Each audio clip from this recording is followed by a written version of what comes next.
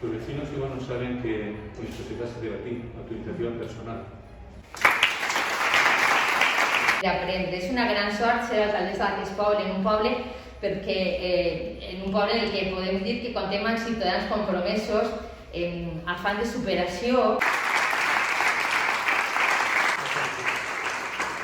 No esperaba yo a mi edad un acto así, porque yo cuando terminé la maestría industrial y eso, no tuve un acto así.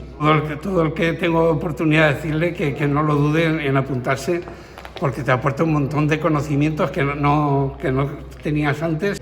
Para mí esto pues es algo que yo no he tenido en la juventud y ahora pues gracias al ilustrísimo ayuntamiento nos ha dado esta oportunidad y ya llevo unos años y estoy súper contenta. Aprendes mucho, valores y cosas. Pues esta rosa me la ha regalado mi nieto, que tenía tanta ilusión y el chiquillo se ha emocionado y todo, y yo pues fíjate, igual.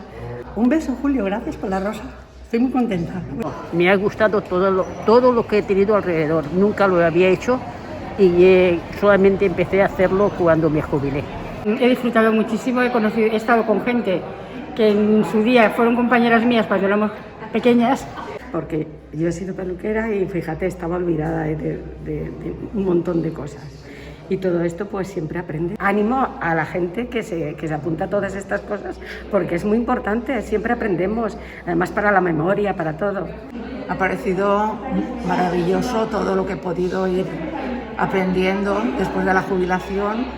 Me ha hecho personalmente, me ha ido muy bien. Yo, pletórica, eufórica y maravillosa y contentísima. Primero, de ser hija natural de Quart de Poblet. Segundo, estar en la sociedad. Y tercero, tener la alcaldesa que tenemos, que eso no tiene precio. Pues que te sientes muy bien contigo misma. Te sientes bien, sí.